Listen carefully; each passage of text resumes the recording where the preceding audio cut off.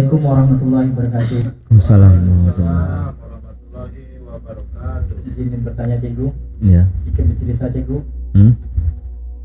Semenjak saya kirim posting di Facebook gitu kan, banyak pula orang doakan saya jadi ustaz gitu. Amin ya Allah. Sampai orang bertanya sama saya bingung mau jawab apa kan gitu.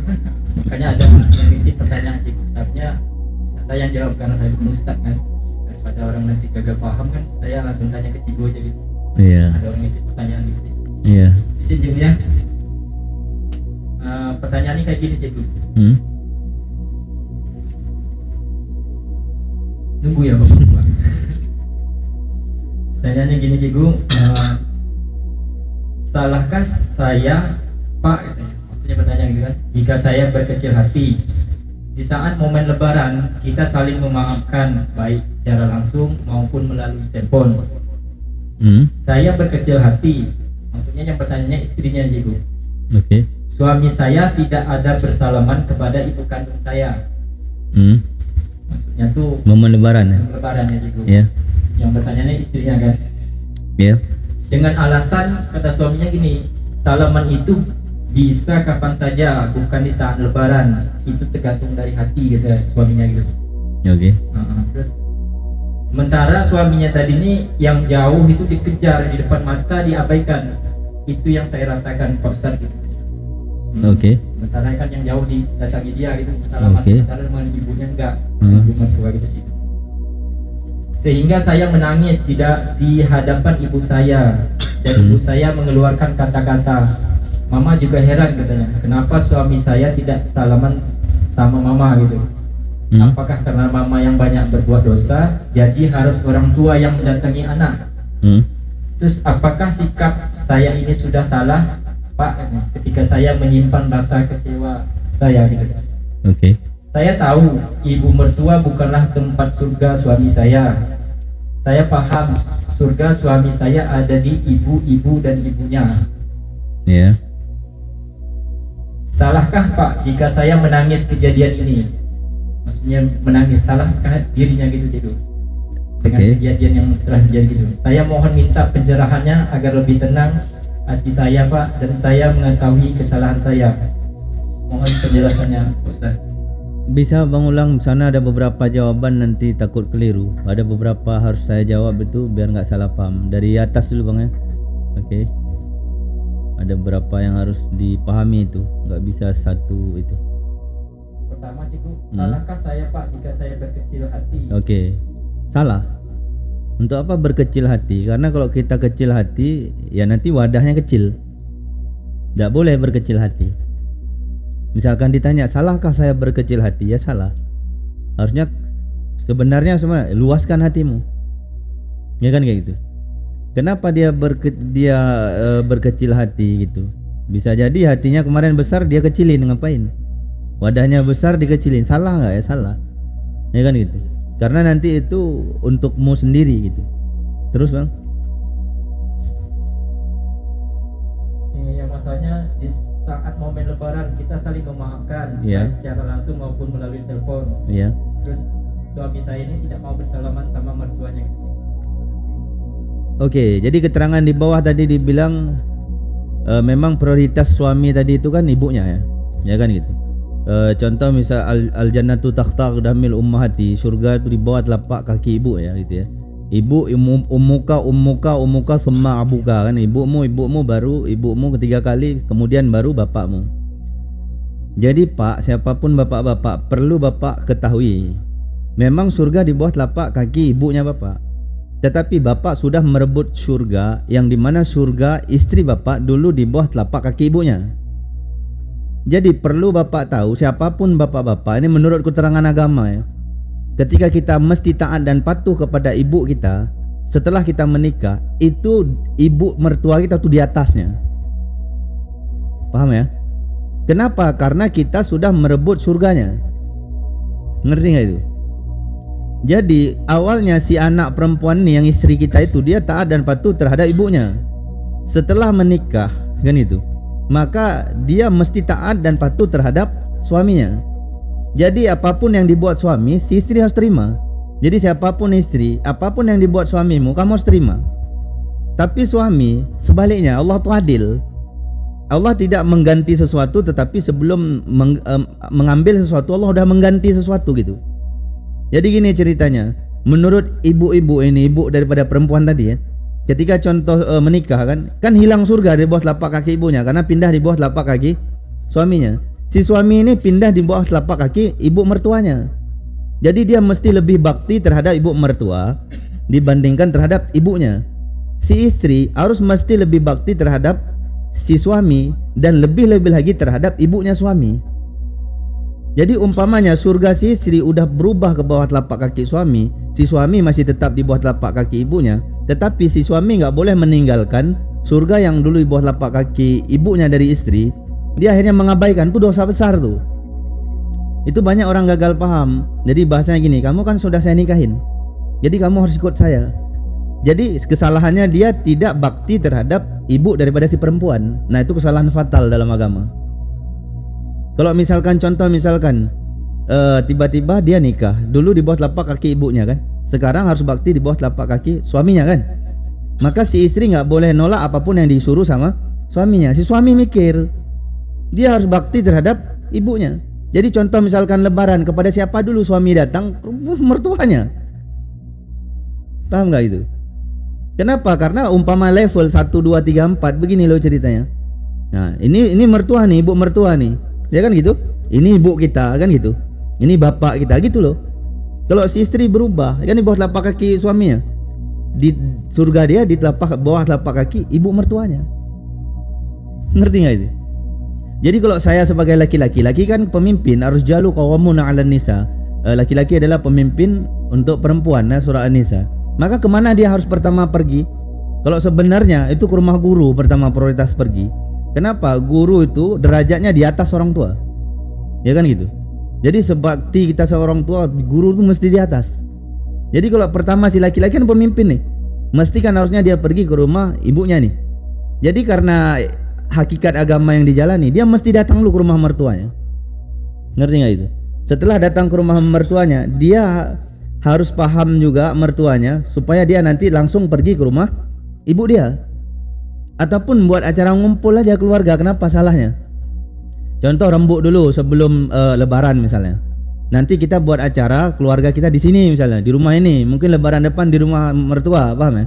Nah, jadi ada semua di situ. Itu yang perlu dipahami. Jadi itu ada kegagalan dalam pemahaman si suaminya dalam beragama. Terus kepada orang tua nih saya sampaikan nih.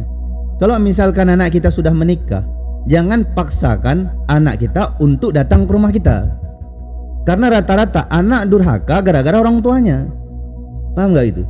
Contoh misal gini nih, saya punya anak nih, kan gitu, anak saya perempuan nih. Ketika anak saya nggak datang ke rumah saya kecewa nih. Kecewa saya, itu murka Allah untuk anak saya. Maka apa saya lakukan? Saya bijak. Saya mesti sadar sebelum saya nikahin anak saya, ya kan gitu. Nanti kalau anak saya menikah, mau dia datang silahkan, mau tidak datang ya silahkan. Kenapa? Supaya saya tidak mempersulit urusan anak saya. Jadi orang tua harus bijak, si suami harus tahu. Jadi ada aturannya masing-masing. Ngerti nggak itu? Contoh misalkan si suaminya nggak datang ke rumah mertuanya, mertuanya bijak. Nggak boleh dia sedih, nggak boleh dia berkecil hati. Ngerti nggak itu? Nah, si orang tua si laki-laki juga harus paham. Harus pahamnya misalnya. Contoh misalkan lebaran nih, misalkan dia nggak datang nih, kedua orang tua harus paham juga. Kenapa? Anak saya sudah menikah. Jadi dia punya aturan sendiri, dia punya kesibukan sendiri. Contoh begini bang, contoh. Ada kadang-kadang orang nih, contoh kita pergi ke rumahnya lebaran ketiga nih. Contoh abang ya, kita punya abang nih, kita pergi lebaran ketiga. Pas kita datang ke lebaran ketiga, abang kita marah. Nah abang kita nggak bijak tuh. Kenapa? Abang kita mestinya mikir, adiknya kan udah menikah. Jadi adiknya punya kesibukan. Bukan berarti tidak datang ke rumahnya di lebaran pertama, tetapi adiknya sekarang udah menikah, udah punya keluarga, dia punya kesibukan. Abangnya bijak lah. Paham nggak? Nah itu yang mesti dipahami gitu. Ya, lanjut bang. Nah, alasan suaminya tadi Cikgu, salaman itu bisa kapan saja, bukan di saat lebaran. Itu tergantung dari niat. Benar. Salaman tuh boleh kapan aja, nggak mesti lebaran, tergantung dari niat. Benar, sama siapa kamu ngomong? Ngerti nggak itu? Jadi sugesti orang-orang kita, orang Indonesia, mungkin seluruh dunia, lebaran tuh momen penting. Ngerti nggak itu? Kenapa? Lebaran kan hari kemenangan, ya kan itu. Memang harinya namanya aja yang Idul Fitri, kan gitu. Mohon maaf zahir dan batin, kan gitu, ya gitu. Jadi itu yang perlu kita ketahui. Contoh itu memang udah ditetapkan Tuhan melalui Rasulullah, itu hari kemenangan. Boleh hari-hari yang lain kepada siapa? Orang yang udah paham. Contoh kamu ngomong, contoh saya udah paham, abang udah paham, abang ngomong sama saya, nggak mesti lebaran kita datang ke rumah orang itu. Oke. Tetapi yang lawan bicaranya ini nggak paham. Salahnya apa? Salahnya dia tidak memberi paham dulu, ya kan gitu. Sehingga dia mengeluarkan statement itu kesalahan bagi pemimpin. Jadi setiap kepemimpinan ditanya pertanggung jawab terhadap apa yang dipimpin itu. Tergantung niat, benar. Tapi momen yang wabil khusus orang Indonesia itu lebaran. Benar ya itu ya. Hari lain juga boleh. Kepada siapa yang memahaminya? Mungkin mohon maaf, bukan saya bilang saya paham. Mungkin kalau dia cerita sama saya setuju dengan pendapat itu. Tetapi kalau misalkan dia ngomong sama istrinya, itu kesalahan yang dia buat. Tidak kullu syai'in fil makan itu. Jadi kullu syai'in fil makan, tempatkanlah sesuatu pada tempatnya. Kalau kamu ngomong sama anak muda, cara anak muda. Kalau kamu ngomong sama orang tua, cara orang tua. Kalau kamu ngomong sebaya, cara sebaya. Kalau kamu ngomong sama ulama, macam mana cara ngomong sama ulama, begitulah. Itu nggak bijak pemimpinnya dari statement yang dia keluarin. Tetapi itu statement istrinya. Satu hal mau saya bilang, jika orang fasik datang kepadamu memberi sebuah kabar, teliti dulu kebenaran agar engkau tidak mencelakai suatu itu kan statement istrinya. Jadi kalau misalkan apa, kita mesti tanya dulu sama suaminya, apakah benar yang dibilang istrimu? Kalau benar berarti ada kesalahan dalam kepemimpinanmu gitu. Ngerti bang? Terus terakhir apa dia bilang? Apa karena mama yang banyak berbuat dosa jadi harus orang tua yang mendatangi anak? Oke. Jadi apakah orang tua yang banyak berbuat dosa, yang tahu dosa itu Allah? Kita nggak tahu siapa yang banyak buat dosa. Cuman ciri-cirinya tadi nggak tenang. Orang nggak tenang itu banyak dosa, banyak salah. Tapi nggak boleh juga kalau tiba-tiba ada orang datang aku nggak tenang, banyak dosamu, nggak boleh. Ya, untuk kita ya kan. Nah, jadi contoh misalkan apakah dengan banyak dosa orang tua harus mendatangi anaknya? Kalau orang tua bijak, itu orang bijak nih ya. Kalau misalkan gini nih cerita Ali bin Abi Thalib. Kalau di depan orang berilmu, lebih baik kamu diam. Diamnya kamu di depan orang berilmu akan menambah ilmumu. Kalau di depan orang bodoh kamu diam. Kenapa? Diammu di depan orang bodoh akan menambah wibawamu. Paham gak itu? Jadi kalau contoh misalkan tuh bijak tuh orang tua, ya kan gitu, maka didatangi aja anaknya. Supaya apa? Supaya anaknya sadar. Gak usah juga dibilang. Jadi kadang-kadang ketika orang tua tuh datang ke rumah, anaknya malu. Makanya kadang-kadang ngajarin orang bukan dengan kata-kata, tapi dengan sifat. Kalau dengan sifat ataupun perbuatan tuh lebih mudah dapat. Contoh kita cerita sedekah, kita harus sedekah begini begitu. Kita sedekah dulu baru kita bantu orang, ya kan, lebih dapat ya. Nah, jadi bukan masalah karena orang tuanya dosa segala macam, nggak masalah. Cuman kepada istri tadi, kalau itu benar memang kenyataannya, dia nggak boleh kecil hati, dia nggak boleh kecewa. Kenapa? Dia hidup di bawah kepemimpinan suaminya. Macam manapun kesalahan yang dia buat, tetap suaminya yang bertanggung jawab dunia akhirat. Dia akan ditanya suaminya. Maka siapapun pemimpin itu ya, mesti tahu apa yang kau pimpin. Kalau gagal paham kayak gitu, tiba-tiba kita lebaran, rumah mama saya dulu, mesti ke rumah mertua dulu. Nah, mama kita juga harus tahu aturannya. Tapi kan banyak yang nggak tahu, ya kan? Sehingga ketika menikah mertua diabaikan. Nah, nggak kayak gitu. Terus saya cuma mau bilang contoh, ada jamaah sini juga ada nih. Jadi dia paksa-paksa anaknya datang. Jadi dibilang mentang-mentang kamu sudah menikah, kamu nggak datang lagi ke rumah mama. Itu kesalahan yang dibuat sama orang tua. Kalau memang kamu suruh anak kamu datang, jangan kamu bolehin anakmu menikah. Tetapi setelah anakmu menikah, berikanlah dia kebebasan. Kenapa? Karena dulu juga kamu yang menjadi orang tua sekarang, dulu juga kamu meninggalkan orang tuamu. Apakah kamu ingat itu? Kalau kamu ingat, kamu nggak akan buat untuk anakmu. Benar nggak itu? Kita bilang anak harus kunjungi kita, ya kan gitu. Kita aja belum tentu ngunjungin orang tua kita. Ingat, apapun yang terjadi di dunia ini, itu konsep Al-Quran ya. Apa yang kita buat itu yang kita dapat. Kita hari ini maki orang, besok kita kena maki. Hari ini kita buat baik sama orang, orang baik akan dikirim sama Allah. Pasti itu. Innallaha la yukhliful mi'ad. Allah tak akan pernah mengingkari janjinya. Sekarang saya mau tanya, kita ini mau dapat baik-baik apa buruk-buruk? Buat baik-baik. Pasti yang datang baik-baik. Ngerti? Nah, tapi keterangan pertanyaan itu mesti juga kita tabayun sama suaminya. Kalau benar berarti ada kesalahan dalam kepemimpinan, dia nggak tahu dia dalam memimpin sesuatu sehingga dia berbuat salah terhadap sesuatu. Hati-hati Bapak Ibu.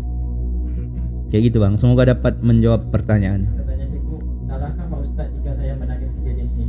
Ngapain menangis? Nggak ada guna, buang-buang air mata. Mesti suami menangisi dirinya. Kenapa? Telah berbuat kesalahan. Kalau memang benar itu statementnya, yang harus menangis itu suaminya. Kenapa? Dia berbuat kesalahan. Seakan-akan yang dia buat itu benar, padahal belum tentu benar. Ya kan gitu. Contoh misalkan dia ini, yang tadi itu contoh suaminya. Macam mana dia supaya tahu ini benar apa enggak? Dia tanya sama guru agamanya. Ya kan kayak gitu. Lah guru agamanya bilang begini, begitu, begitu. Kalau gurunya bilang begini, ya guru yang tanggung jawab. Kalau saya tanggung jawab terhadap murid saya. Saya cuma bilang kalau kalian sudah menikah, itu mertua kalian itu di atas prioritas daripada ibu kandung kalian, daripada bapak kandung kalian. Itu guru saya ngajarin. Kalau istri kalian prioritas terhadap ibu sama bapak kalian, Pak. Jadi dirubah, mamanya pindah ke sini, ngerti nggak? Itu adil namanya. Jadi aman. Ini enggak. Anaknya aja yang nak diambil. Dulu Masya Allah. Ya Pak. Saya Pak, anak tertumbuk kepalanya. Sudah menikah dapat anaknya, keluar statement pula yang macam-macam. Ya? Betul tak? Dulu ada dia ngomong, contoh misalnya, ada nggak siapa yang laki-laki nak nikahin orang nih? Saya ambil anak bapak sama ibu, nanti kalau lebaran suka-suka saya. Ada yang lamar kayak gitu. Coba tunjuk tangan. Awak nak cium pula ini, cium pula balik telapak kaki bapak. Enggak ada, Pak. Yang ada. Iya, Pak. Iya, Mak. Iya. Pas sudah dapat anaknya, enggak prioritas lagi mamamu, kan parah. Enggak. Ingat dulu, itu istrimu, yang lahirin siapa? Mamanya. Yang ini, kan Bapak bilang tadi, jasa ibumu nak takkan mampu kau balas, melainkan Allah yang membalasnya.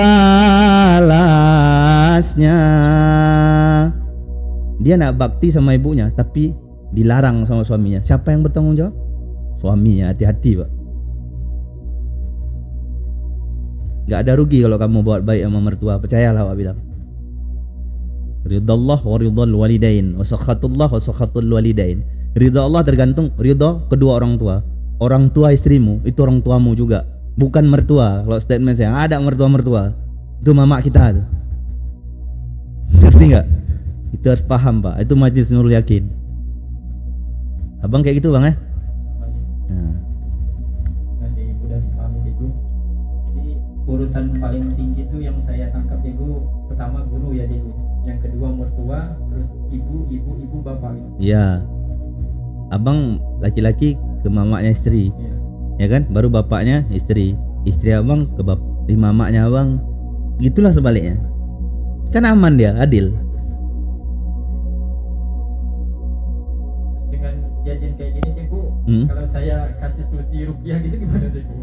Apa? Nyambung nggak Cikgu? Apa? Kan dia misalnya curhat sama saya kan, Iya. saya kasih solusinya rupiah aja sama Ustaz kami, mudah-mudahan dapat solusinya gitu kan. Iya, tapi saya mau suaminya juga datang. Harus datang juga gitu. Iya, karena rata-rata saya dalam ngobatin orang nih, seakan-akan istri itu korban, padahal dia tersangkanya. Serius. Bukan 1-2 kasus Pak. Jadi Ustaz, tolong Ustaz, saya begini, saya begitu. Wak tanya, ini kenapa? Ini kenapa? Ini dibilang suaminya begini. Boleh nggak saya jumpa sama suami? Saya jumpa sama suaminya.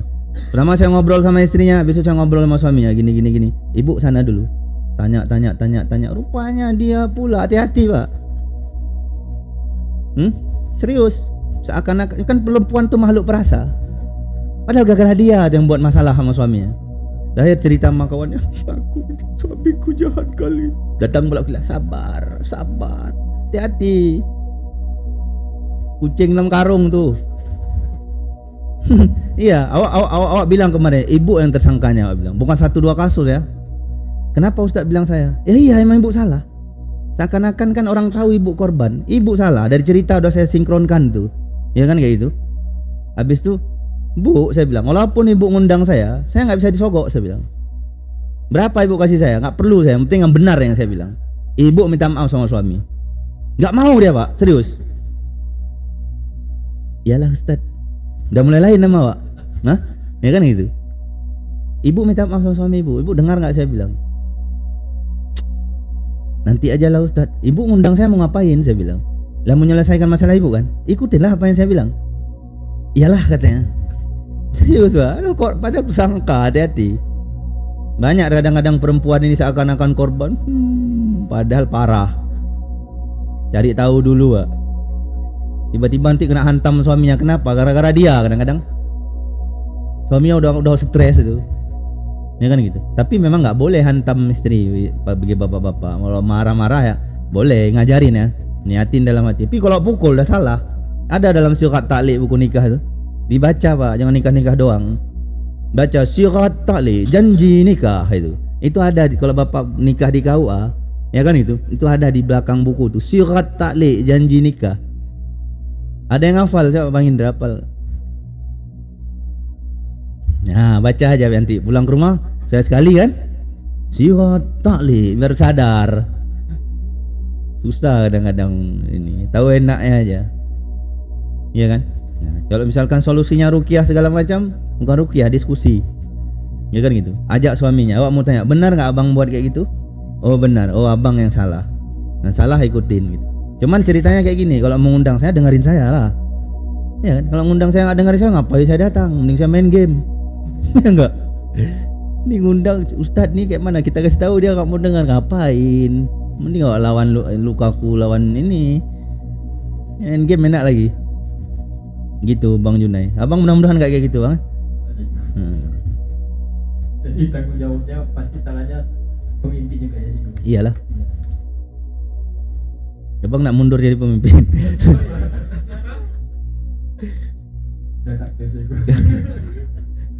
Takdir abang itu Bang. Abang yang pilih.